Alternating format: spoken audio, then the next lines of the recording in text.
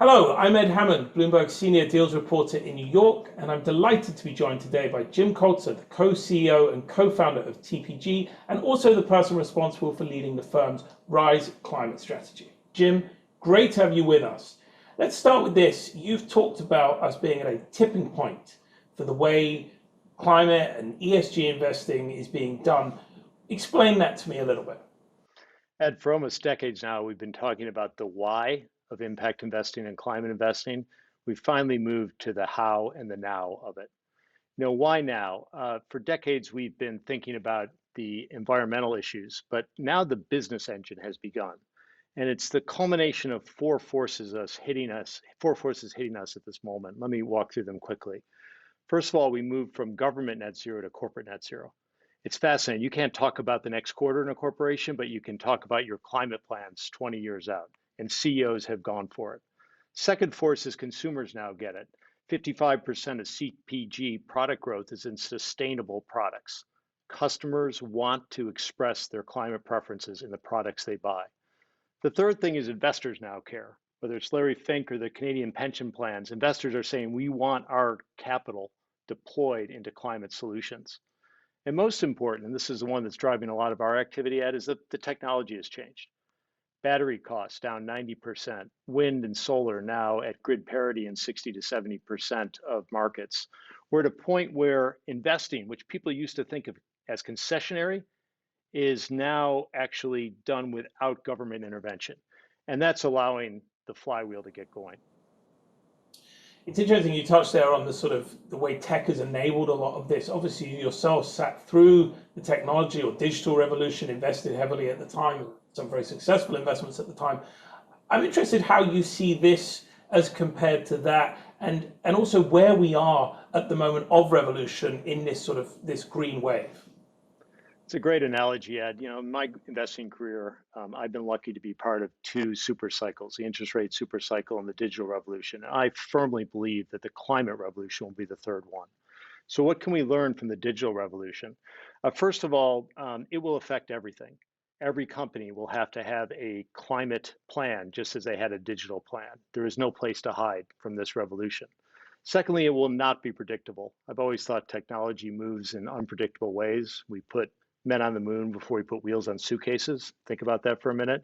In the early days of technology, we were talking about home pages and data centers, and now we're talking about 5G and TikTok. Totally unexpected. And so we're going to see a revolution that began with Netscape and maybe is beginning with Tesla and ended with things like Salesforce and Facebook. And we don't know the companies that are going to be created yet in this revolution, but they're going to be exciting. In terms of what's different about this one, though, because we have to make sure not to look too much into history, is this will take massively amounts more capital, more capital. Because one of the things that was unique to the digital revolution is that you could come up with an idea and just put it out there on the rails of the internet. This is a physical revolution. Think about Mary Barra talking about changing the entire production of GM to electric vehicles. The amount of capital employed dwarfs the amount of capital that was required to build Facebook. So there's some analogies and there's some differences, but I can tell you it is exciting and it's happening now. And that's a really interesting point because that sort of wraps together the two themes you just discussed, which really are, for this to work, capitalism has to be behind it for economic reasons as well as altruistic reasons. So where does that capital come from? What form does it take? And I suppose at this point, where is it on the risk curve in terms of its appetite to be investing in the space? I think we're just beginning to form the capital market and private market solutions around this revolution. So I view this as two sides of the same coin, Ed. On one side, there's a huge societal need. On the other side, there is an opportunity to solve that, which should be very profitable. The two sides of the coins actually flip together. If we can create profitable investments, not concessionary, but profitable, it will drive more capital, which would accelerate the solutions. So the capital market has to move out of philanthropy and concessionary returns with government supports into an out and out search for innovation, capitalism, and profits. And if those profits are developed, and you certainly see that in the stock market today with anything climate related, it will draw more capital and will draw more innovation. The odd part at the moment is the market is set up in something I haven't quite seen before. On one side, there has been a lot of discussion of clean tech. And perhaps playing off the digital revolution, there was venture capital that got there early. On the other side, there's contracted renewables, which are infrastructure assets. What's been missing is the middle of the market, which is the building of the great climate companies of tomorrow. And that's an area for private equity, and it's an area where the tools of investing and physical investing are going to come into play. And that's an area that we're very focused on at this moment. Well, when you're looking at investing and where to put those dollars, I mean, there are some sectors that are obvious performers already in this space. Electric vehicles probably being foremost among them right now. But what are the big drivers going to be when you're thinking about, as I say, where to deploy those dollars? I think generally people are thinking about the climate revolution much too narrowly today. It's like the early days of technology when people talked about hardware and software. We've gone into this deeply. There's about 70 different subsectors that we're mapping that affect everything from materials to carbon capture, all of which are developing along technological and economic curves.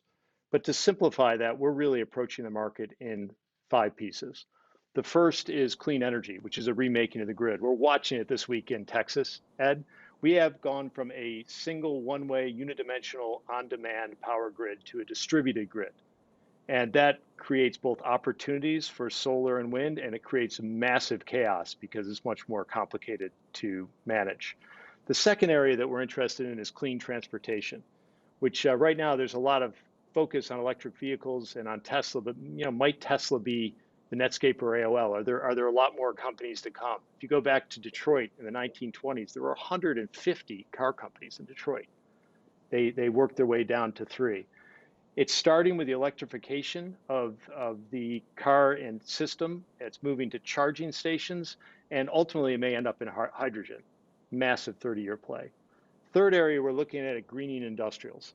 Every type of industrial is going to have to change. We've created a steel mill with 90% less carbon footprint. It's a LEED certified steel mill. We're looking at plastics that are carbon negative. The entire brown industries are going to have to move to green or khaki, and massive capital will be required to do that. Fourth area that we're looking at are natural solutions and agriculture. Agriculture has a huge part of the emissions footprint, and it's distributed and needs substantial help to change that. And the final point is really a lot around what we call enabling solutions. This is the picks and the shovels. Like, how is this going to happen? So, for example, there have been 1,500 net zero pledges. As I said, corporations are on this. But to do that, there's not a clear pathway. So we've invested in one of the largest producers of carbon credits, because that market is obviously going to explode and complexify as we move through it. We're doing big data for power grid management. We're doing services for energy efficiency across the US. So this idea of driving forward climate, not as an individual activity, but as an economic sector, is something that the financial world and the investing world is going to have to engage in. Jim, let's just end on this before it gets to that point where it is, as you say, sort of a viable economic sector in its own right. There is still the need for hope. People need to hope that this is something that can be achieved. So let me ask you, when you're looking out at this market today, what gives you hope about now, and what is feeding into it right now that it will get to that point, that in 5 years you and I might be sitting here having this conversation and it will be the norm? It will no longer be something we're talking about in theoreticals. The hope for me is that we have moved beyond the why, and we are clearly engaged in the area that business is good at, which is the how. And why I see particular hope, and I'm really dedicating a lot of my activity to this area, Ed, is that the top down and bottoms up are resetting together. Top down, customers, governments, CEOs, investors, they are requiring attention to this issue.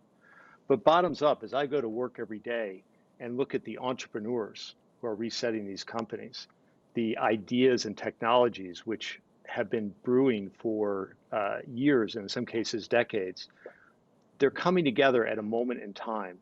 And literally, it's accelerating on a daily basis. So I think a lot of people are looking at it top down, but as I sit within the ecosystem that is TPG, 250 companies, a huge pipeline of opportunities, it's there, it's happening, it's exciting, and it's a reset.